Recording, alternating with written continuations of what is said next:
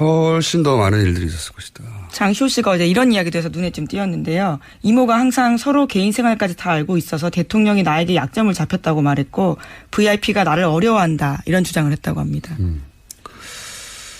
최순실 씨가 그렇게 생각하고 실제 권력도 휘두른 정황이 굉장히 많고 그런 정도의 권력 중독이었다면 저질렀던 일들 밝혀지지 않는 것들이 많았을 것 같다. 아직도 많을 것 같다. 그 과정에서 얻어낸 이익권이나 그 이익권으로 얻은 이익, 실질적인 이익이 또 해외로 빠져나간 그런 은닉 자산들 굉장히 많을 것 같다. 꼭 다시 찾아야 된다, 이건. 다시 한번 다짐하겠습니다. 이런 식으로는 절대 성공할 수 없다는 사례를 꼭 남겨야지 되지 않겠나. 자, 그래서 저희가 오늘, 이번 주, 오늘부터, 다시 은닉 재산 추적 프로그램을, 시작합니다. 자, 다음 순요. 네, 어제 박근혜 전 대통령이 검찰에서 한 이야기도 잠깐 뉴스에 나왔었는데요. 최순실 씨와의 관계는 완전 소설이고 자기도 관련 뉴스 보고 놀라움의 연속이었다. 이런 이야기를 했다고 합니다. 게다가 정유현에 대해서는 이름 자체가 머릿속에 있지도 않다라고도 부인했다고 합니다. 박근혜 전 대통령이. 예. 네. 하지만 정유라 씨는 지난번에 들어와서 크리스마스 때도 통화했고 1월 1일에도 통화했었다고 밝힌 바가 있습니다. 누구지 모르고 통화했나 보죠. 이름 자체가 머리에 없다는 거 보니까. 모든 걸 다 부인하니까요. 비선 실세 최순실 씨, 사실상의 대한민국 대통령으로 호칭을 해도 크게 과언이 아닌 최순실 씨가 거의 매일 청와대로부터 30cm 두께의 대통령 보고 자료를 건네받아 검토했다는 증언이 나왔습니다. 최순실 씨는 이 자료를 가지고 국정 전반을 논의하는 비선 모임을 운영했다고 하는데요. 이런 진술은 이성한 전 미르재단 사무총장이 9월 7일부터 9월 25일까지 모두 4차례에 걸쳐서 16시간 동안 진행한 한겨레와의 인터뷰에서 일관되게 말한 내용입니다. 이 전 사무총장은 최순실 씨는 주로 자신의 논현동 사무실에서 각계의 다양한 전문가를 만나 대통령의 향후 스케줄이나 국가적 정책 사안을 논의했다고 밝혔는데요. 최 씨는 이런 모임을 주제별로 여러 개 운영했는데 일종의 대통령을 위한 자문회의 성격이었다. 이렇게 얘기를 했습니다. 이 전 총장은 비선 모임의 참석자와 관련해서 적을 때는 2명, 많을 때는 5명까지 모였다고 밝혔습니다. 자신도 몇 번 참여한 적이 있다고 돼 있는데요. 모임에 오는 사람은 회의 성격에 따라 조금씩 바뀌었지만 차은택 씨는 거의 항상 있었고 고영태 씨도 자주 참석했다고 말을 했습니다. 최순실 씨의 사무실 책상 위에는요. 항상 30cm가량 두께의 대통령 보고 자료가 놓여 있었다고 이 전 총장은 증언을 하고 있습니다. 자료는 주로 청와대 수석들이 대통령에게 보고한 것들로 거의 매일 밤 청와대의 정호성 제1부속실장이 사무실로 들고 왔다. 이렇게 이름을 분명히 언급을 했습니다. 정호성 제1부속실장은 이른바 문고리 3인방으로 불리는 비서관 가운데 한 명입니다. 이에 대해 정호성 비서관은 전혀 사실이 아니다라고 부인을 했는데요. 이 전 총장은 최순실 씨는 모임에서 별다른 설명 없이 이 자료를 던져주고 읽어보게 하고는 이건 이렇게 저건 저렇게 하라고 지시를 내렸다고 밝혔습니다. 최순실 씨의 말을 듣고 우리가 사업 계획서를 작성해서 올리면 그게 나중에 토시 하나 바뀌지 않고 그대로 청와대 문건이 돼서 거꾸로 우리에게 전달됐다고도 밝혔습니다. 이 전 총장은 이런 말을 하면서 한겨레 기자에게 자신의 아이폰에 사진 파일로 저장된 자신이 작성한 뒤 다시 청와대 문건 형식으로 내려온 문건들을 비교해서 보여줬는데요. 이 전 총장은 또 자신의 핸드폰에 저장된 청와대 수석 비서관 그리고 비서관 20명 정도의 전화번호도 보여줬는데 한겨레가 이 번호를 나중에 파악해보니까 실제 전화번호와 정확히 일치했다고 합니다. 비선 모임의 논의 주제와 관련해서는 한 10%는 미르 K스포츠 재단과 관련한 일이지만 나머지 90%는 개성공단 폐쇄 등 정부 정책과 관련된 게 대부분이었다고 말을 했습니다. 최순실 씨는 이를 박근혜 대통령의 관심사항이라고 표현했다. 이렇게도 언급을 했는데요. 이 모임에서는 인사 문제도 논의가 됐는데 장관을 만들고 안 만들고가 결정이 됐다고 밝혔습니다. 이 전 총장은 이런 얘기는 통념을 무너뜨리는 건데 사실 최순실 씨가 대통령에게 이렇게 하라 저렇게 하라고 시키는 구조라고 밝혔습니다. 대통령이 단독으로 결정할 수 있는 사안이 없다. 최순실 씨에게 다 물어보고 승인이 나야 가능한 거라고 보면 된다. 청와대 문고리 3인방도 사실 모두 최순실 씨의 심부름꾼에 지나지 않는다고 말을 했습니다.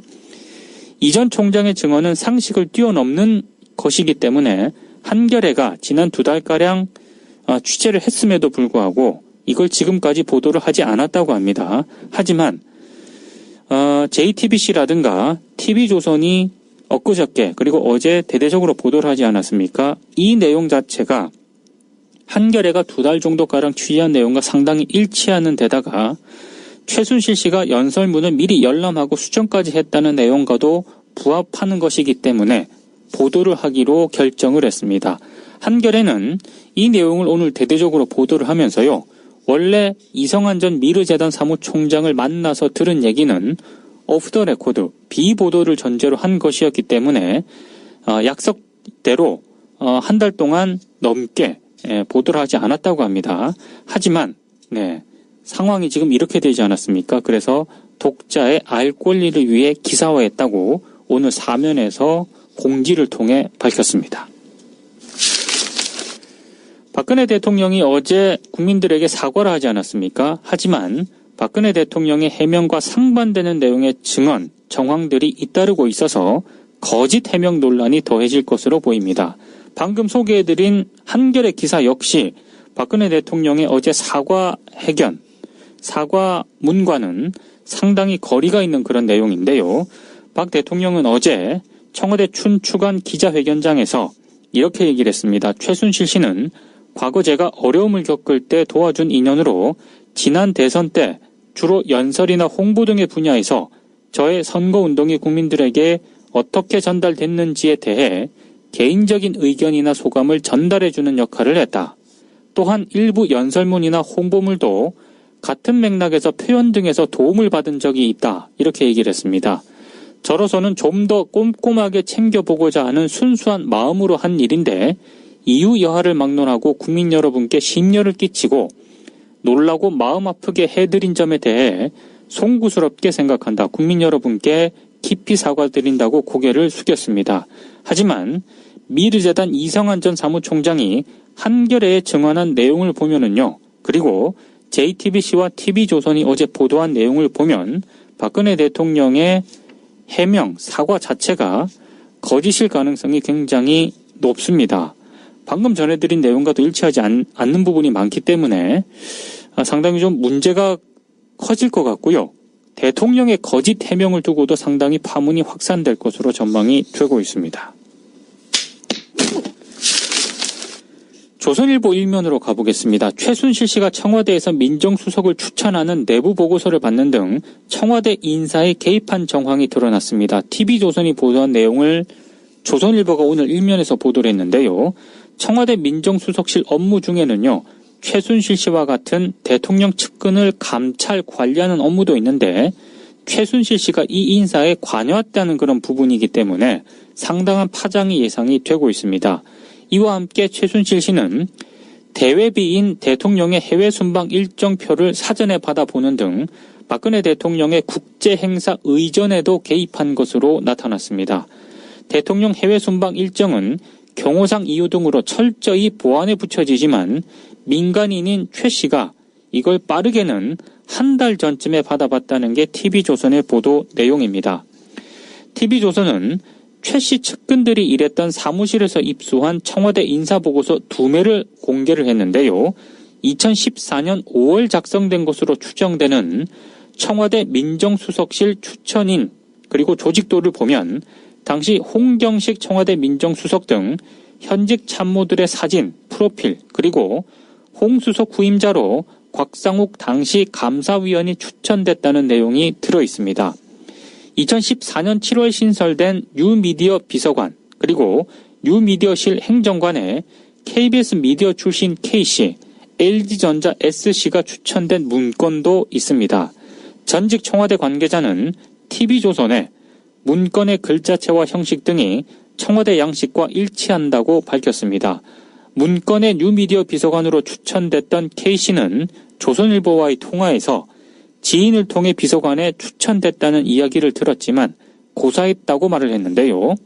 하지만 청와대 민정수석 인사는 보고서가 최순실 씨에게 넘겨진 이후 어느 시점에 결과가 바뀌었습니다.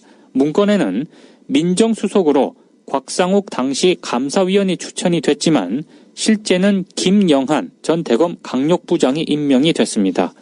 우병우 당시 변호사는 인사보고서 작성 직후인 2014년 5월 이중희 민정비서관 후임으로 민정비서관에 임명이 됐고요. 2015년 1월 민정수석으로 승진을 했습니다. TV조선은 최순실 씨가 인사 외에도요. 박근혜 대통령의 해외 순방 의상을 선정, 공급하는 등 국제의전에도 관여했다고 보도를 했습니다. 최순실 씨는 암호명 북극성으로 불린 2014년 9월 20일에서 26일 유엔 총회 순방 일정표를 미리 받아서 행사마다 박근혜 대통령이 입을 옷을 적어 넣었습니다. 최 씨가 받은 이 일정표는 외교부가 작성한 대외비 문서였습니다. JTBC가 입수해 어제 보도한 최 씨 컴퓨터 파일 중에도 지난 2012년 이명박 대통령과 박근혜 당선인이 북한과의 비밀 접촉 등을 논의하는 내용 등 외교 안보 관련 대화 내용이 포함돼 있었습니다. 이와 함께 TV조선은 최순실 씨가 2014년 11월 청와대 부속비서관실 행정관 2명과 함께 박근혜 대통령의 의상 제작에 직접 관여하는 장면도 보도를 했는데요. 최 씨가 박근혜 대통령 취임 후 1년 9개월이 지난 시점까지도 박근혜 대통령과 밀접한 관계를 유지했음을 알 수가 있습니다. 이게 나랍니까? 정말 한심합니다. 중앙일보 일면으로 가보겠습니다. 최순실 씨의 PC 파일들을 추가 분석을 해보니까요. 최순실 씨가 박근혜 대통령의 연설문을 단순히 수정했을 뿐 아니라 국가기밀문건까지 취급한 것으로 드러났습니다. PC 파일 중에 2012년 12월 28일 오전 4시 56분에 저장된 청와대 회동이란 제목의 8쪽짜리 문건을 보면은요. 박근혜 당시 대통령 당선인 그리고 이명박 대통령의 면담을 앞두고 박 당선인이 참고해야 할 내용들이 적혀 있었다고 합니다. 실제 면담이 있기 10시간 전이었다고 하는데요. 이 문건의 외교안보 현안에는요. 북한의 추가 도발 방지를 위한 국제공조 외에 남북 간 대화는 필요하다고 생각을 하는데 남북 간에 어떤 접촉이 있는지요라는 박근혜 대통령의 예상 질문이 적혀 있었습니다. 그 질문 바로 아래 대화에 참고하라는 취지로 당구장 표시가 돼 있으면서요. 최근 군이 북한 국방위원회와 3차례 비밀 접촉이 있었다고 함. 이런 보충 설명이 적혀 있었다고 하는데요. 이명박 정부 중반인 2010년 3월 북한의 천안함 사태 이후에 남북 대화가 공식적으로 중단이 됐습니다. 반면에 김정은 체제가 들어선 2012년 우리 군 그리고 북한 국방위원회 간에 비밀 접촉이 있었다는 건 알려지지 않은 기밀사항이었다고 하는데요. 이 내용을 최순실 씨가 이미 알고 있었다는 그런 얘기입니다. 문건에는요. 한미동맹과 관련해서 민감한 이슈들을 잘 관리하는 것이 매우 중요하다고 생각한다. 원자력 협력 협정 협상은 2년 이상 됐는데 정권 인수 기간에도 진전이 있으면 좋겠다. 급한 민생 예산 반영을 위해 최대 1조 4천억 규모의 추가적인 국채 발행이 필요하다. 이런 박근혜 당선인 측의 요구사항도 담겨 있었다고 합니다. 특히 최 씨의 PC 파일에는요. 박승춘 보훈처장, 박승훈 예비역 해병 준장, 박종준 전 경찰청 차장을 포함한 초대 청와대 경호처장 후보군 명단이 적힌 역대 경호처장 현황이란 문건도 발견이 됐습니다. 문건의 최종 수정 시간은 청와대 경호실장 인선을 한 달쯤 앞둔 2013년 1월 3일 오전이었는데요. TV조선은 이와 별개로 김종 문화체육관광부 2차관이 현 정부 출범 2년차인 2014년 3월 14일 이력서가 첨부된 인사청탁 이메일을 최순실 씨의 핵심 측근에게 전달했다는 내용을 25일 밤에 또 보도를 하기도 했습니다. 야당은 박근혜 대통령의 사과 기자회견이 일방적 변명에 불과했다면서 내각 총사퇴, 특검 도입을 주장을 했는데요. 오늘 조선일보 일면 하단을 보면은요. 대선 주자들도 국정조사와 특검, 내각 총사퇴, 청와대 비서진 전면 교체 등을 주장했다고 보도를 하고 있습니다. 문재인 민주당 전 대표는 특별 성명을 통해 최순실 게이트는 이제 대통령과 청와대의 비리가 됐다면서 청와대도 수사를 받아야 한다고 주장을 했습니다. 국회 국정조사와 필요하면 특검까지 해서 진실을 밝혀야 한다고 말을 했고요. 안철수 국민의당 의원도 기자회견을 열고 박근혜 대통령도 당연히 수사 대상에 포함돼야 한다면서 청와대 비서진 등을 포함한 내각 총사퇴를 요구를 했습니다. 추미애 더불어민주당 대표는 박근혜 대통령의 대국민 사과 기자회견 직후 대통령이 제대로 정신 차리고 상황 인식을 하지 않으면 최순실 씨가 전쟁하자는 한마디에 전쟁이 벌어질 수 있는 나라꼴이 됐다고 비난을 했습니다. 개인적인 감성 수준의 유감 표명을 한 대통령은 본인이 어느 위치에 있고 무엇을 해야 하는지 모르는 상태 같다고도 직격탄을 날렸습니다.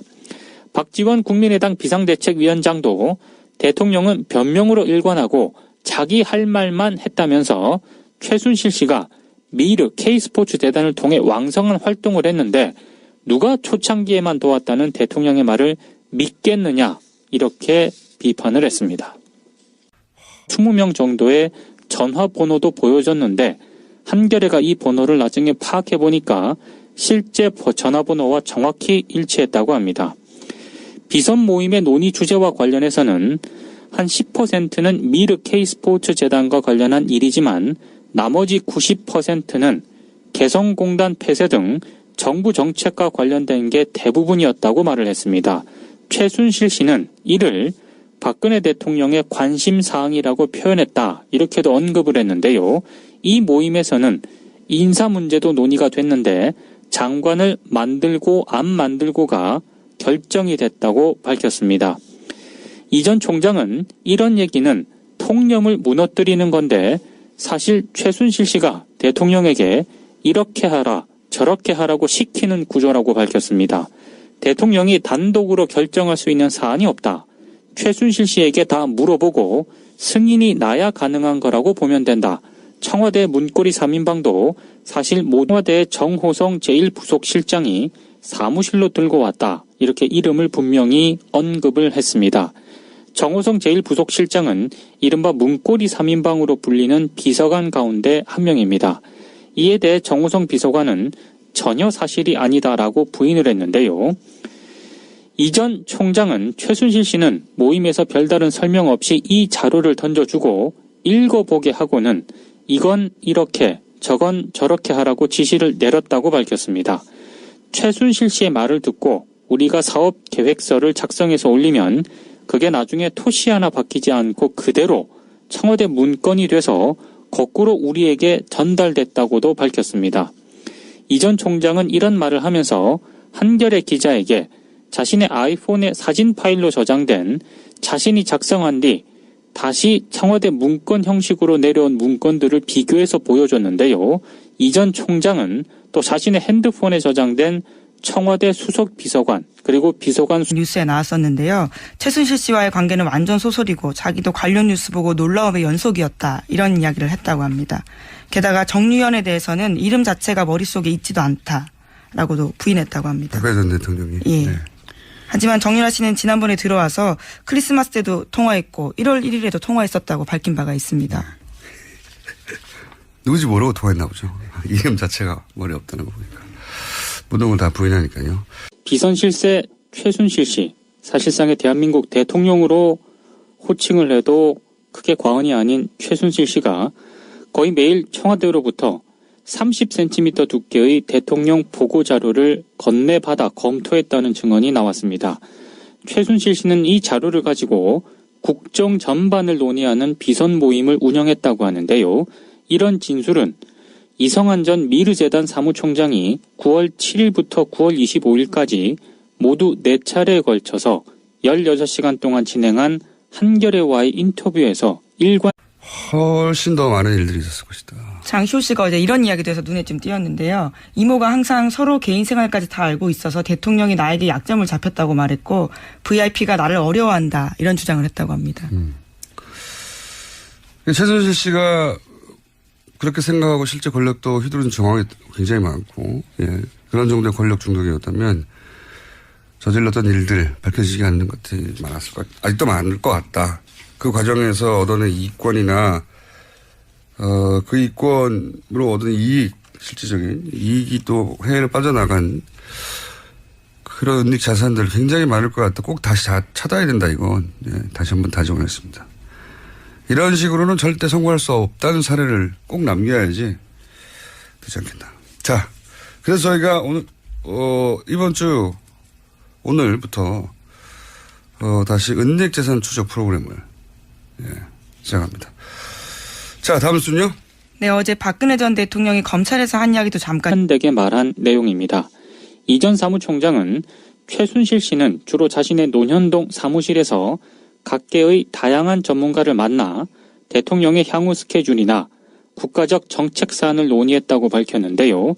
최 씨는 이런 모임을 주제별로 여러 개 운영했는데 일종의 대통령을 위한 자문회의 성격이었다. 이렇게 얘기를 했습니다. 이 전 총장은 비선 모임의 참석자와 관련해서 적을 때는 2명, 많을 때는 5명까지 모였다고 밝혔습니다. 자신도 몇 번 참여한 적이 있다고 돼 있는데요. 모임에 오는 사람은 회의 성격에 따라 조금씩 바뀌었지만 차은택 씨는 거의 항상 있었고 고영태 씨도 자주 참석했다고 말을 했습니다. 최순실 씨의 사무실 책상 위에는요. 항상 30cm가량 두께의 대통령 보고 자료가 놓여 있었다고 이 전 총장은 증언을 하고 있습니다.